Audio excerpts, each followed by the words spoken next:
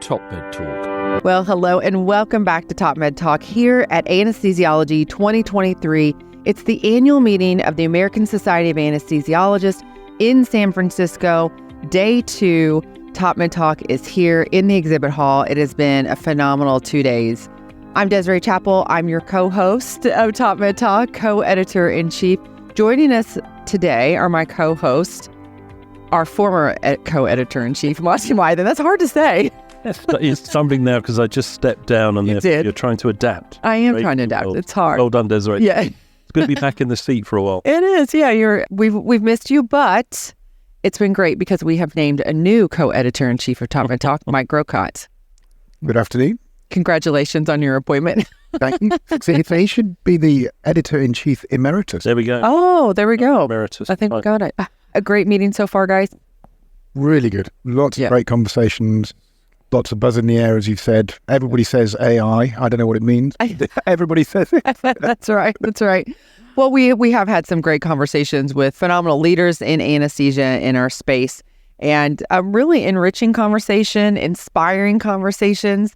So if you've missed any of those, you can find that at topmedtalk.com. We'll talk a little bit more at the end about where to get all of our content, but that's a good place to start. I am excited about introducing our next guest, who I've really wanted to have on the podcast for a while now. Just got to this year. We have Dr. Elizabeth Rebello. Elizabeth, thank you so much for joining us. It's my pleasure, Desiree. It's an honor to be here. We met in person, and like I said, I've kind of been following you for a while secretly, and love the work that you've been doing. And so really excited that you were able to take the time out during, I know, a very busy meeting for you. You are involved in so many things. So for our listeners, tell us a little bit more about yourself and your background. Absolutely. So I was actually a pharmacist before I went to medical school, and then went to medical school. And of course, you know, being a pharmacist, the idea of being an anesthesiologist was just fascinating to me because we actually medications immediately, right, in the operating room. Loved procedures. And then so completed residency in anesthesiology, and then was in private practice for a period of time. And now I'm at the University of Texas MD Anderson Cancer Center. I've been there for 16 years, which I can't believe it's been that long. Yeah, that's great. That's great. And you're involved in a lot of things, a lot of the ASA initiatives, committees, and things like that, correct? Yes. Yeah. So a couple of different things. Currently, I'm on the annual meeting oversight committee. And then I also chaired the Committee on Professional Diversity a few years ago and was the director of the ASA mentoring program. Currently, I'm the chair of the Quality Management Department Administration Committee. I was involved in a lot of the work that we had done with USP 797, that 1 hour rule that existed that no longer does anymore. So I was involved in helping those conversations forward to administer medications safely in the.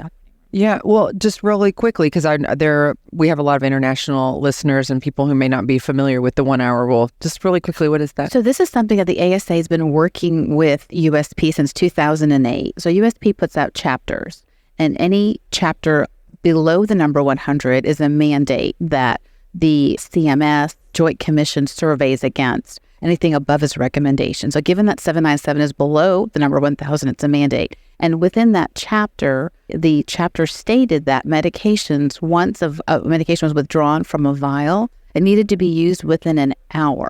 And so it presented significant issues all over the country. You can imagine, you know, how do you prepare for an emergency, you know, and such. And so, and this is where I think advocating and having representation of anesthesiologists and other anesthesia providers, you know, with these audiences is important so they understand what our workflow is like. Yeah. I think having those conversations and doing this work has allowed for that to change. And actually the newest recommendations, the chapter was actually revised in November of last year. So it's a big win for the anesthesia community as a whole. Yeah, so we're not breaking any rules or laws when we leave something that's drawn up for more than an hour, right? Correct. And now one more little item is that it's up to the institution to have a policy regarding that. And that's what the Joint Commission or other regulatory bodies will be surveying against. Yeah. All right. Monty, then Mike. So I think I'm tracking, but what was the motivation? The motivation of getting this rule changed? No, for the original rule, for the one. The USP, US pharmaceutical, right? This is the United States Pharmacopoeia that sets standards for all over the world, actually. And so the motivation was when this chapter was first created in 2004, there were no physicians or involved. And so I think there was not an understanding of what the practice environment was. And so these chapters were written and without input from the providers that are actually taking care of our patients. And so it took this time for this engagement to occur. Hey, thank you. And where you've got to is, as long as your institution has a policy that I guess can be specialty specific and context specific, you're okay as long as you comply with that policy. You have to have the policy, correct? Yeah. Correct. Okay. Good result. Well done. I know. Congratulations. I'm sure that was probably an uphill battle that you had fought for a while. Really, one of my mentors, Dr. Tilheim, actually started this. He was actually a pharmacist as well. And we actually met. He was the president of Texas Society of Anesthesiologists. He basically mentored me and, kind of handed it over, and I got to do the work. And I was actually on the committee, the only physician on this committee. Oh, wow. And so that's kind of how we were able to navigate this. Yeah. So it just shows the power of advocacy and how important it is for us to, an anesthesiologist, be resident, and have the conversations with the different organizations. Yeah, that's fantastic. Well, again, congratulations. So having your pharmacy background and the work that you've already done, I know you're very passionate about medication safety, and that's something we've talked a little bit on TopMedTalk about, but I would love to hear more, from your perspective, what we as team anesthesia need to be concerned about. I mean, I know I'm also vice president of clinical quality for North Star Anesthesia, and we put out some recent kind of guidance for our teams around, mislabeling or, making sure you have the right medication that you're pulling out of the drawer and all those things. Right. I'm double checking. But from your perspective, what would you say are the top, things that we need to be concerned about? So it's a hugely broad topic, and anyone that's practiced has either had or medication error, and there's some that continue to occur. And so, for example, insulin overdoses. And so having 1,000 units in a vial where there are trainees, and such is a recipe for error. And so having, that's one area where that insulin could be drawn, in the pharmacy and then brought to the OR for safety's sake. Phenylephrine in a vial. It's 100 times the dose. Yeah. 10% of all medication errors perioperatively are due to phenylephrine overdose. Right? And so one of the ways to mitigate that is the pre-filled syringes. Mm.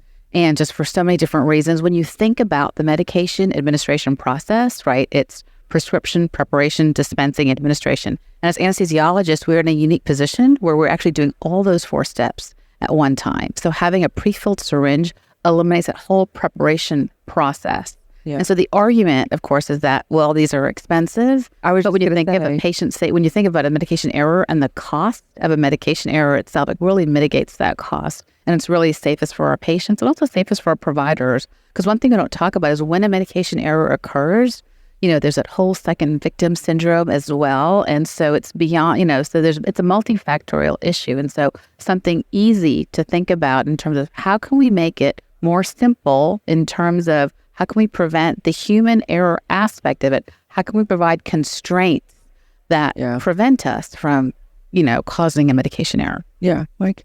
A great safety initiative. And I don't know if you know the answer to this question. We've had a few conversations over the last couple of days about the sustainability angle of things. And do you know if you go the pre-filled syringe route as opposed to vials and syringes, more or less sustainable? What's the environmental impact? So that's a really interesting question, and it just depends on what we're talking about, because there is the sustainability issue of, sometimes if you think of like ketamine, you end up wasting most of that because you will not give a patient a whole vial of ketamine.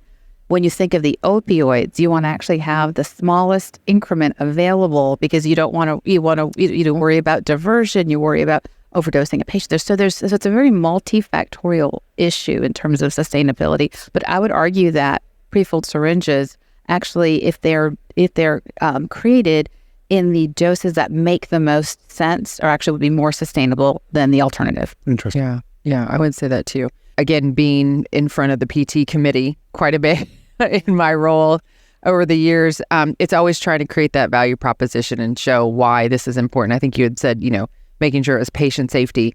What are some of the best things that we can take to be tools in our box and information that we can give to the committees to be able to make the case for this? So, I think the cost The cost argument is huge. And then also having communication with the quality and safety in your organization and finding out which medication errors are occurring, right? And looking at it from a systems perspective and what can we do? So many times it's concentration related. So standardizing concentrations, you don't need to have 7 different concentrations of heparin, right? We all know, I'm sure we've heard about Dennis Quaid's twins. I don't know if you heard the story. Oh, no, I don't know. So his newborn twins in 2009 received 1,000 times the dose of heparin twice. So there were 4 medication errors that happened at that time. And so tandem. They both got it. They both. Oh my goodness. Oh my goodness. So that's another reason to advocate for, standardizing. So this is something that locally, we all can do. Advocate for prefilled syringes. We can meet with our pharmacy colleagues, on a consistent basis and work on standardizing concentrations not only within the operating room and the NORA space, within the hospital itself, within the health system to help prevent these types of errors. You said NORA, non-operating room anesthesia, which is where you're, totally, a lot of the times completely away from your hospital pharmacy, all of those resources that you would have otherwise. Very much so. Very much so. And it is a definite concern. Well, what are some of the other safety things that we should be thinking about as team anesthesiologists? Use generic names. If you only use generic names, we just had this conversation. You decrease medication errors by half, right? Yeah. And so that's something else that's really important in terms of, and then I think it's really up to all of us. We really are we are the ones that are administering medications to our patients. We are the ones that should advocate for, medication safety on so many different angles. And so, the prefilled syringes, sterilizing concentrations, using generic names, and then really advocating to FDA about the lookalike vial. Oh, it's so terrible. And so that's so terrible. It's a heavy lift. We need everyone's help. The APSF actually has on the website, the lookalike vial website. It's very easy. You take a picture and you just submit it in there, and it just creates a bank of lookalike vials that can be used for educational purposes and also for advocacy purposes. We've actually, that's one of the things that there's a group of us that I really promote to say, hey, if you ever see this, let's use this resource and send that information in, because it is so important and it happens all the time. All the time. Monty, you had a question. Well, we refer to it often. Our prescribing in the UK has been generic. Yeah. Since the last century. Well into the last century, if you said, I can't. You may have we grew up with it. You grew up with only I was just in the transition. So I'm just that little bit older than you. But it's so unusual to us to hear trade names used for. I can understand the motivations from some people to want the trade name to be used, but why so slow to accept that components of it being mandatory? I think it's culture. I think it's culture. I think if you're in an environment where that you've heard it used both ways, you just continue to do that. And so it's something that we should really think about. And then another issue is, along with the generic names, when you're withdrawing medication from an automatic dispensing cabinet as well, only have the generic name. Yeah, I know. Have more than one letter. Let's use technology to our advantage. So my discussion point, sorry to interrupt you, my discussion point is there's obviously a motivation somewhere for some people to want to resist that change. Right. But ours is it happened such a long time ago in the UK that Mike, for example, who's not that old, or young. Don't you remember it that way? Anyway, we'll drop that point, but it's an interesting observation, because that could be done at a sort of federal level. Absolutely. And I'm interested, you're in the USP, the Pharmacopoeia. Compounding Expert Committee. Yes, I'm a member. But is the listing generic or by so in your Pharmacopoeia, in your documents, is it generic or is it by trade name? So it's not really. It's listed by generic name, right? Yeah. So again, it's culture. It's culture. That's what it comes down to. And you mentioned whenever we have automatic dispensing devices, there's multiple ones out there, but it's you go up to the machine and say, "This is what you want." It gives you exactly what you're looking for. There's still drawers, right? That have multiple medications in that drawer, which is still an issue, I think. But is the adoption of those? What is the adoption of those? Because I'm sure that has helped to prevent errors, especially as team anesthesia. Most of the time we just had a big cart that had everything right there for us. So the adoption is helpful, but now what's happened with drug shortages is you'll have 3 different manufacturers provide vials of ondansetron. I know. And so it's important, in your OR to talk to the pharmacist to say only have one. even if it's fewer vials, have one. Because having 3 different ones is just another way, we're all human, and it's just another way to cause a medication error. Yeah. It's a bit of a challenge to be able to do that. I mean, there's costs associated with that, because sometimes it's because they can get it at a better price. And like you said, the shortages have just made it virtually impossible to have to say one in there all the time. But it's not a matter of not acquiring that product. You can acquire that product, but don't mix it. That's a good Don't mix it in that same little slot in the automatic dispensing cabinet. Yeah. So if OR2 has made by manufacturer A, and OR10 has manufactured by manufacturer B, that would be okay. That would be better than mixing them all up. Yeah. And and the orange, green, blue, red. Yeah, exactly. Absolutely. That's something else to consider. Yeah. Mike, if you're interested in so one of my things that I struggle with is we're kind of interested in having peripheral noradrenaline as a pressor, because we've got this cultural thing that not to have it because it causes vascular problems, but there seems to be very little data to support that. And the principal objection of my colleagues is that we'd have to run it at a different concentration, which is not unreasonable. And I just wonder how many of the errors relate to those sort of the non-standardization of concentrations. There's actually quite a large number. In addition to that, when you think about medications being in an infusion pump and the concentrations there and the pump libraries are not standardized, that problem is huge. So, but there's like a 5-year period where there were like 56,000 reported issues associated with concentration, not deaths, but there were some deaths obviously in that. And so there was some work that was actually being done before the pandemic through, it's called Remedy, through the coalition in Indianapolis. But after the pandemic, that whole they actually had some publications. The goal was to try to integrate pump libraries from all over the country and have it standardized. But that work has been sunsetted, so it's really up to us at our institution to make sure that, we are involved in that and those standardizing concentrations. And that's interesting because, at MD Anderson, we meet twice a month with our pharmacy colleagues. We've gone through this process before, and yet in a non-OR site, there were all of a sudden there was a concentration of heparin that wasn't one or the other, and so it's an ongoing activity that team anesthesia needs to be involved with. Yeah, I know I've been at several institutions where we've gotten the new pumps pre-programmed, the whole thing, and creating those profiles, and it was created for us, the first version. And it's like that's actually not what we need. So getting, starting that conversation earlier rather than later is really important. Well, I think those are really good take-home messages for us to continue to remember, because it is still an issue for us, and we have to be very cognizant and aware and diligent about how we handle medications.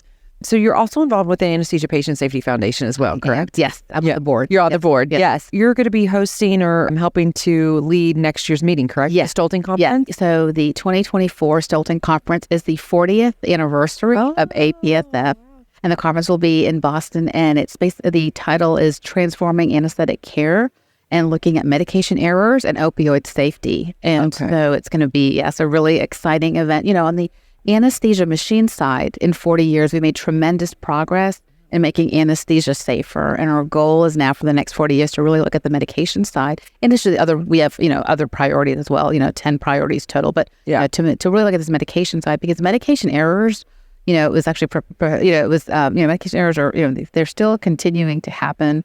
Number 8 cause of death per some studies, the costs associated with them are significant. So we need to really work on that. And so the APSF has had several conferences in the past, several newsletter articles, but it's something we need to continue to work on. And really the goal is to help us use technology to create more constraints to prevent medication errors from occurring. So lots of discussion about opioids. I think there was even an APS in the past. There's been a lot of talk about it and a lot of advancements in the last 5 to 8, 10 years. Where would you say that we are right now? What are some of the topics that you're going to be covering at this next meeting? So, looking at how we can monitor post-surgery and do that well with, whether it's wearable devices, looking at alternatives in terms of... So preventing respiratory depression and things like that. Exactly. How can we take care of our patients in a more safe manner? All right. That's fantastic. And, as we're wrapping up here, we could talk for a long time. Mike? Well, I couldn't help reading your CV, and you've had a significant role in equality, diversity, inclusivity efforts in the ASA. I was just really interested to hear a little bit about that. Yes. So thank you for asking, actually. So really, when you look at any organization, the goal should be the composition of the leadership should be similar to the membership. And so ASA has really been committed in looking at the composition of our committees and trying to really work towards that, because we know having different voices in the room creates the best product and the best outcomes. So there's really been an effort, with doing that. So yeah, thank you for asking. Great work. Yeah, that's awesome. And so San Francisco has been a fabulous meeting. Lots of great feedback from all the sessions that we're hearing. People, we unfortunately been working very hard and haven't been able to go to the sessions, but everything we've heard is absolutely fantastic. San Francisco has been a great venue.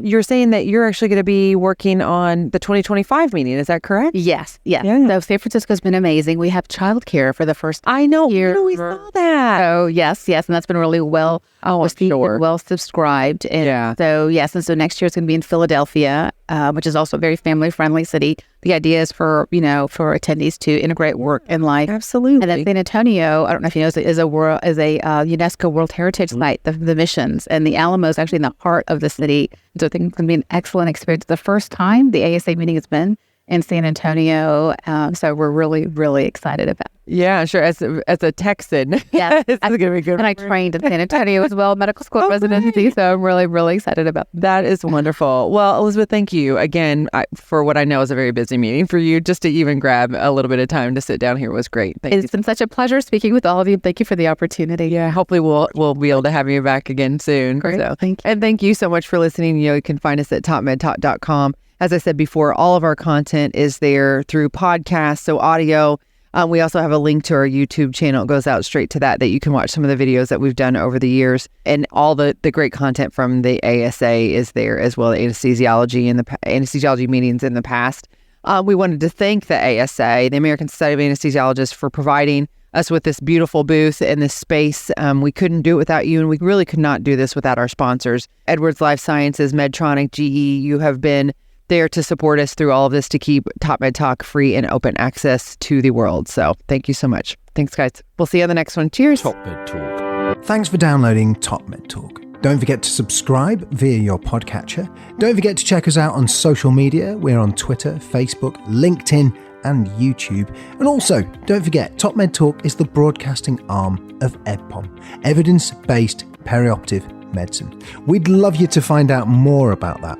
If you check out ebpom.org, you can find low prices on some of the conferences we're organising around the world. Many of them are virtual and don't even involve you leaving your own home. Check out ebpom.org now.